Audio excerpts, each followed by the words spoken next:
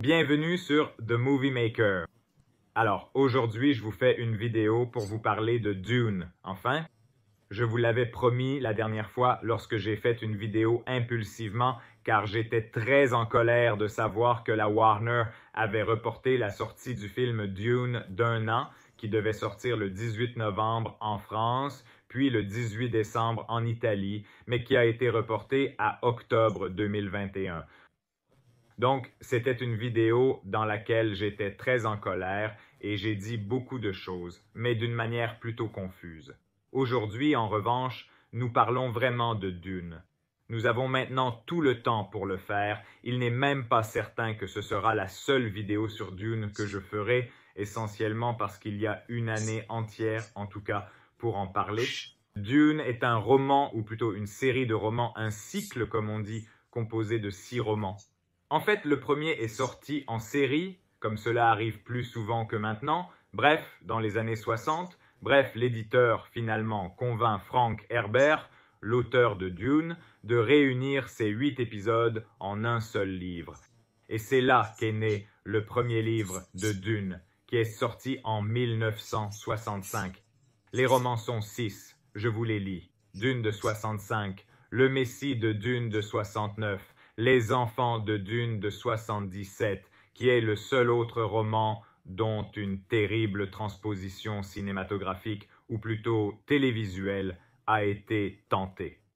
Nous en parlerons plus tard. L'Empereur Dieu de Dune de 1981, Les Hérétiques de Dune de 84, sorti en même temps que l'unique film de Dune, digne de remarque, du moins que nous ayons, celui de David Lynch et la refondation de Dune de 1985. Par la suite sont sortis d'autres films dans l'univers créé par Frank Herbert qui a écrit son fils. Mais maintenant, de ceux-là, on ne s'en occupe pas, ça ne nous intéresse pas. Du moins, pas pour le moment. Frank Herbert, qui était-ce? Un écrivain qui, cependant, venait aussi d'une formation un peu différente. C'était quelqu'un qui s'occupait aussi de l'environnement, même des études scientifiques, et ça se voit beaucoup dans Dune. Aujourd'hui, vu que la valeur de l'environnement est une chose très forte, ces dernières années, on peut aussi revoir beaucoup Dune sous cet aspect très important. Dune se passe sur une planète qu'on appelle aussi Dune dans ce cadre de science-fiction, mais qui s'appelle Arrakis. Cette planète a une particularité, c'est la seule dans l'univers connu de ce grand cycle d'Herbert dans laquelle se produit une épice qui s'appelle mélange, qui sert à plusieurs choses. Donc maintenant, l'épice, prenez cela avec précaution, mais en réalité c'est la vérité qui sous-tend Dune, c'est une sorte de drogue, une métaphore, même pas trop métaphorique, de la drogue, fondamentalement. Tant que ces interprétations voulaient être celles de la première personne qui a essayé de faire une adaptation au cinéma de ce grand roman Alejandro Jodorowsky, entre la fin des années 70 et le début des années 80, qui a échoué ensuite. Il voulait recréer un film qui donne, d'après les dires de Jodorowsky, souvent les effets de la drogue, donc une sensation de psychédélisme, sans consommer de drogue, c'est-à-dire en regardant le film.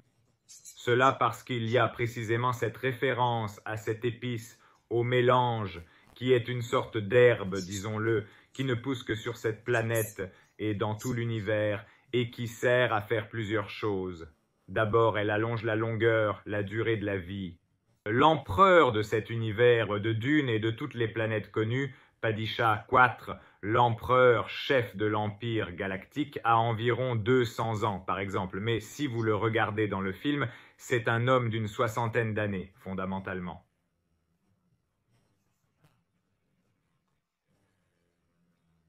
Les chefs de la guilde spatiale qui s'occupent des transports entre les planètes vivent depuis des dizaines, des centaines d'années, grâce à l'utilisation de ce mélange. Le mélange, l'épice, sert à cela, mais sert aussi à annuler l'espace-temps et à faire des voyages intergalactiques à la vitesse de la lumière. De plusieurs autres choses, George Lucas s'est inspiré pour créer sa première trilogie Star Wars. George Lucas lui-même l'a dit, sans Dune, Star Wars n'aurait jamais existé. À partir de là, il tire beaucoup d'idées pour créer le monde fantastique de Star Wars, tout comme Herbert crée ce monde incroyable fait de planètes et de maisons, de familles fondamentalement rivales qui font partie de ce Landsarad, qui est un ensemble de familles nobles de l'univers qui se tournent pour gérer la production ou plutôt l'extraction du mélange de la planète Arrakis, de la planète Dune.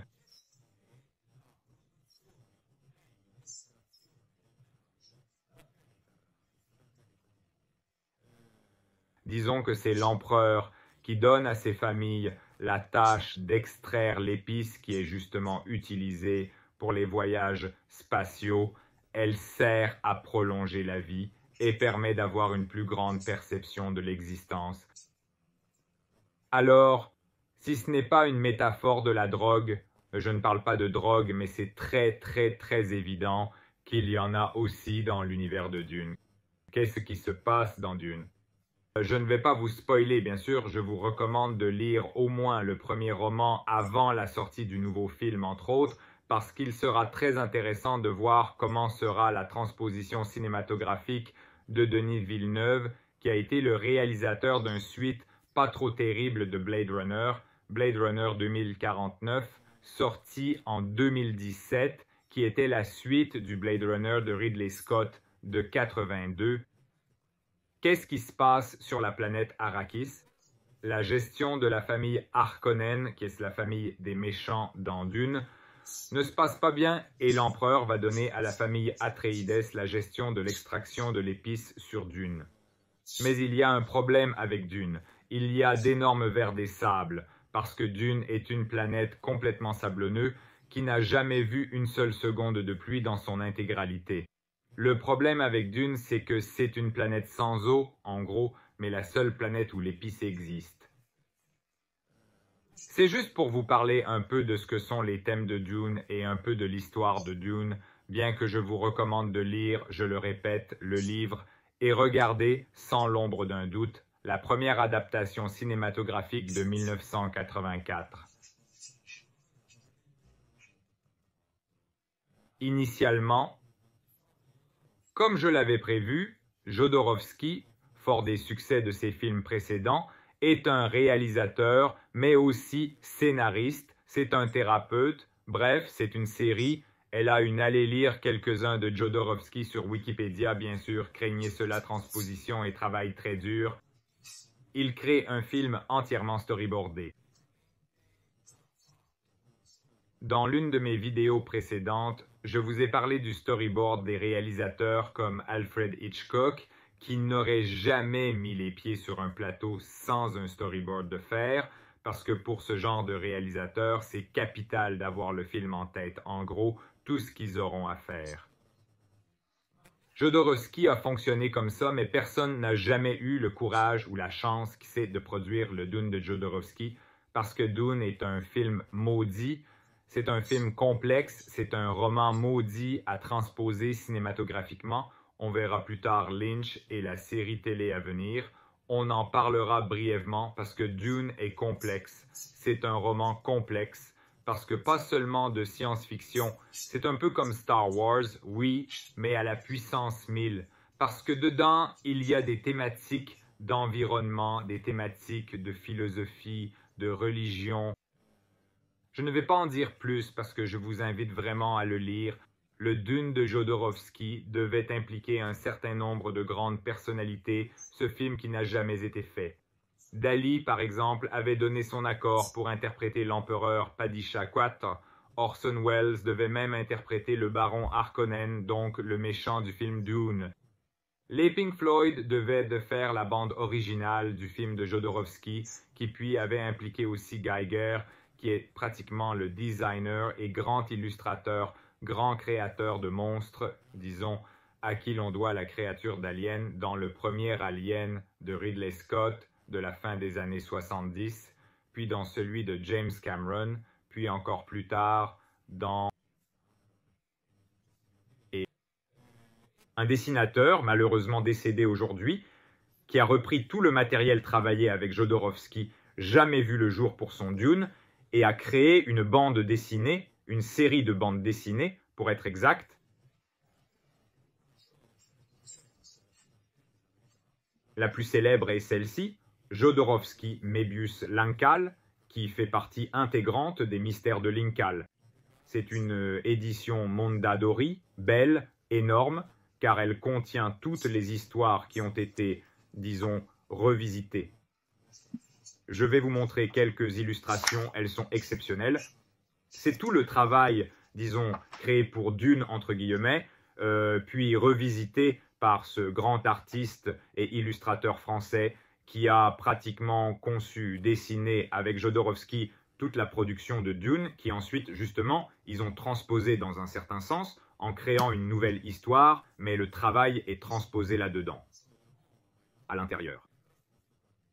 Je vous recommande donc de lire cette bande dessinée absolument aussi extrême, philosophique, absolument nouveau, incroyable à tous les égards. Un bande dessinée qui a finalement vu le jour dans les années 80, si je ne me trompe pas, parce que Jodorowsky, en effet, n'a pas réussi à impliquer les grandes maisons de production cinématographique, ou plutôt, ce sont les grandes maisons de production cinématographique qui n'ont pas cru en Jodorowsky et ne lui ont jamais produit son film.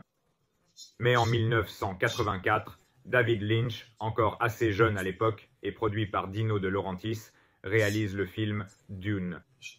Jodorowsky va même le voir au cinéma. Il y a un documentaire génial qui s'appelle Jodorowsky's Dune de 2013, si je ne me trompe pas. Essayez de le trouver, il n'est pas facile à trouver, où Jodorowsky dit « Je me sentais mal quand ils ont voulu m'emmener au cinéma voir le film que je n'avais pas réussi à faire. » Ensuite, avec des noms comme Dali, Orson Welles, Pink Floyd, Geiger, Maddox, ce qu'il était, j'ai pu m'impliquer parce que ça aurait probablement été un film extraordinaire, ou peut-être même que c'est mieux que ça reste vraiment un projet, parce que Jodorowsky est aussi quelqu'un de très complet. Il était probablement aussi très arrogant d'un certain point de vue, voulant transposer Dune de la manière dont il le voulait faire. Il voulait changer la fin, ne voulait pas respecter le roman, il dit même lui-même « je n'ai même jamais lu le roman », c'est-à-dire des choses un peu étranges. David Lynch réussit. Jodorowsky, quand il le voit au cinéma, se réjouit parce qu'il dit « je n'ai jamais vu un film aussi mauvais que Dune ». Mais il dit aussi « ce n'est certainement pas la faute de David Lynch, qui est un réalisateur que j'admire ». Ils ne l'ont certainement pas fait travailler comme il l'aurait voulu, et ça se comprend. Le Dune produit par Dino De Laurentiis, qui était de l'ordre de 47 millions de dollars de l'époque, on est à la moitié des années 80, dans les années 1984, il est sorti, ce n'était même pas suffisant. Dino De Laurentiis a dû se mettre encore 7, 8 en plus, en tout cas le film en a encaissé 30, 35, un truc du genre. Donc fondamentalement ça a été un flop, ça s'est un peu repris, puis avec la naissance dans les années 80, qui voyait déjà en grande partie la distribution de cassettes vidéo, disons, de la VHF, du Hot Air Disc, de toute cette camelote qui a suivi. Il n'empêche que Dune de David Lynch reste quand même un film culte pour toute une série de raisons. Pour commencer, c'est un film fondamental pour le steampunk. Qu'est-ce que le steampunk? C'est ce genre littéraire et aussi cinématographique qui s'imagine comment aurait été le 19e siècle si la technologie était arrivée plus tôt, c'est-à-dire si la technologie qu'on a maintenant était arrivée au 19e. Le steampunk, c'est ça, donc ça a une ambiance rétro très 19e siècle, mais plein d'une technologie qui devient aussi, entre guillemets, un peu kitsch. Dans un certain sens, on peut aimer ou pas, mais il y a tant d'amateurs de steampunk, je commence à l'apprécier, je commence à pénétrer dans le monde de ceux qui aiment le steampunk, justement ce passé imaginé comme si la technologie était arrivée bien avant. Donc on voit ces situations. Si vous allez voir Dune de Lynch, vous comprenez un peu de quoi je parle. Même quand ils rentrent, ils font ces voyages spatiaux et un petit vaisseau entre dans le vaisseau qui va ensuite utiliser le mélange pour faire le voyage dans l'espace. On dirait qu'ils rentrent dans un tableau du 19e siècle, tout doré, un truc du genre absurde, mais vraiment à voir. Ce n'est pas un must à aimer, on est obligé d'apprécier, comme le film de Lynch en général, mais qui a aussi des participations très intéressantes. Par exemple, Paul Par exemple, Paul Atreides, qui est le rejeton de la maison des Atreidés, ainsi que le futur Messie, disons, qui ramènera cet ordre dans l'univers, ce Kwisatz Haderach, comme il l'appelle dans le film, qui ira ensuite sur la planète Dune pour racheter les Fremen, qui sont ces habitants de la planète Dune, par exemple. Il est interprété par Kyle MacLachlan, très difficile de prononcer son nom de famille, qui sera ensuite un acteur fétiche de David Lynch. On le retrouve dans toutes les séries de Twin Peaks, dont celle de 2017, la 3e série reprise par Lynch, et on le voit dans beaucoup d'autres films de Lynch, comme Blue Velvet de 86, il me semble 87, donc de quelques années plus tard, et dans bien d'autres transpositions, bref, beaucoup d'autres films de Lynch surtout, mais il participe aussi à des séries télévisées comme Sex and the City, comme dans les années 90. Bref, un acteur très célèbre qui, je dois le dire, offre une... Je ne veux pas parler d'une interprétation splendide, mais d'une interprétation tout de même intéressante. Le film met en vedette Max von Sydow. En effet, qui est le père ainsi que le guide Fremen pour les Atreides dans le monde de Dune, de Arrakis, qui est le père de la femme Fremen dont Paul tombera amoureux, qu'elle appelle Muad'Dib. C'est le nom Fremen par lequel Paul Atreides, Muad'Dib, Kwisatz, Haderach est appelé. Dans le roman et dans le film, je vous donne quelques détails de l'intrigue petit à petit parce que je veux vous intriguer. Je ne veux pas tout vous révéler sur Dune parce que Dune est un monde superbe et complexe à découvrir. Il y a aussi, disons, une série de personnages très importants, en plus des Fremen, en plus du baron Harkonnen, cet homme aux maladies proéminentes sur le visage. Des acteurs comme Sting, par exemple, qui dans les années 80 interprète le neveu du baron Harkonnen qui fera le duel final contre Paul Atreides. C'est très intéressant. Et il y a les révérendes mères, qui sont une sorte de voyantes, disons, du monde connu de Dune, rivales en un sens de la guilde spatiale, qui sont les deux écoles de pensée, disons, qui se sont créées après que le monde ait été détruit d'une manière ou d'une autre, le monde des hommes, par la technologie des machines, un peu comme dans Terminator d'un certain point de vue. Donc, pour te faire comprendre, Dune a inspiré toute une autre série de romans, films, transpositions qui viendraient plus tard. Regardez aussi le film de Lynch, ça vaut vraiment le coup d'œil. En 2000, il y a eu une nouvelle transposition, non pas cinématographique, mais télévisuelle, une mini-série en 2 parties, Dune en 2000 et Les Enfants de Dune, que je disais justement être la transposition du 3e roman d'Herbert en 2003, si je ne me trompe pas, mais qui sont toutes les deux très mauvaises. Malgré que Dune de 2000 ait des acteurs, notamment comme Giancarlo Giannini, qui interprète le baron Harkonnen, si je ne me trompe pas, mais au-delà de ça, il a notre triple oscarisé de la photographie Vittorio Storaro, que je veux. Je me souviens qu'il a été oscarisé pour Red de Warren Beatty, pour Apocalypse Now de Francis Ford Coppola, et pour le film de Bertolucci, si je ne me trompe pas, Le Dernier Empereur. Je peux me tromper, mais il me semble qu'il a remporté 3 fois un Oscar pour ces 3 films, dont la photographie est absolument remarquable. Storaro, mon ancien professeur de photographie pour le cinéma à Cinecittà, me pardonnera, c'était vraiment mauvais. C'est tourné en Univision, un format de film qui a un rapport de 1 à 2. Regardez mes anciennes vidéos sur l'histoire du cinéma pour comprendre de quoi je parle, des formats qu'il a créés, qui permettent une économie intéressante de pellicule, mais il a même fait une photo où l'on peut voir les reflets des lumières sur le bas des panneaux de fond qui représentent les arrière-plans de la planète Arrakis, c'est-à-dire des choses absolument terribles. Une transposition, un scénario terrible, une photographie, malheureusement, il faut dire que parfois même les grands maîtres ne peuvent pas faire de bons films, évidemment. Donc, c'est un film absolument à laisser tomber, je vous invite à ne pas le voir et à ne pas perdre ces 3 heures de temps. La transposition, disons, télévisée des années 2000, parce que, vraiment, ça n'a pas de sens. J'ai parlé longuement déjà, je vous refais voir le premier roman de Dune, je ferai d'autres vidéos sur Dune, car voilà déjà 20 minutes que je parle, parce que Dune c'est un univers vaste, il y a tant de choses à dire, vraiment. Cliquez sur j'aime si vous avez aimé la vidéo et si vous souhaitez me poser des questions ou que l'on reparle de Dune. Je le ferai certainement parce que Dune est un monde immense. C'est un peu comme dire « Ok, parlons de Star Wars. Comment faites-vous une vidéo sur Star Wars ?» Faites une série de vidéos, bien sûr. Je vous invite également à lire, si vous le souhaitez, l'Incal, absolument oui, c'est-à-dire la transposition en bande dessinée de Möbius et Jodorowsky, qui est très très belle et très intéressante, surtout d'un point de vue d'illustration, et je vous invite à voir, quoi qu'il en soit, malgré le fait qu'il soit aussi considéré comme un chef-d'œuvre de trash, mais il y a pire, c'est-à-dire que ce n'est pas si trash. Je trouve aussi que, je ne vous l'ai pas dit, mais je vous le dis avant de partir, il y a deux versions du film Dune de David Lynch. La première, disons, c'est celle qui est reconnue par l'auteur. L'autre est celle signée Alan Smith, un réalisateur que vous ne connaissez peut-être pas, mais je vous le dis parce que c'est une curiosité très intéressante. Chaque fois qu'un réalisateur hollywoodien ne reconnaît pas son propre film, mais le film doit sortir de toute façon car il a déjà été produit, sinon les studios perdraient beaucoup d'argent, il est signé par Alan Smith. Il y a donc une filmographie, même si vous regardez sur IMDb, l'Internet Movie Database, de cet Alan Smith. Mais c'est un réalisateur, un homme, un être humain qui n'existe pas.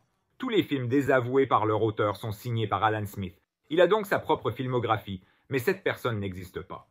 C'est un nom, disons, sous lequel les films sont désavoués. Il y a une version d'Alan Smith qui est toujours un remontage de la production, pas, disons, estampillé David Lynch que vous trouvez en ligne, qui a une version de 3h15, si je ne me trompe pas, plutôt que 2 heures, comme le film de Lynch réussit beaucoup mieux, en quelque sorte, à faire comprendre, on ne sait pas si c'était les intentions, c'est bien les initiales de David Lynch, mais en tout cas, on comprend beaucoup mieux la transposition cinématographique de ce roman, qui est très très complexe à adapter, parce que c'est un roman très philosophique. En 3h15, vous comprenez un peu mieux ce que vous ne comprendriez jamais en regardant, en fait, le film de Lynch sur ce roman. Si vous n'avez pas lu le roman, du moins, c'est bien ça. C'est bien ça. Alors, je vous invite aussi à voir la version d'Alan Smith, à vous amuser avec Dune et à me dire ce que vous en pensez dans les commentaires ou en commentant un peu sur ma page Instagram et tout ce qui... Quels sont mes réseaux sociaux en général? N'hésitez pas à m'écrire où vous voulez. Je vous invite aussi à regarder nerdream.it parce que bientôt je mettrai un article qui parle de la non-sortie de Dune et de toutes les nouveautés cinématographiques qui nous attendent bientôt, de tous les films qui, hélas, sont reportés. Suivez-moi sur la chaîne, cliquez sur j'aime, invitez vos amis à cliquer sur j'aime. Bonjour.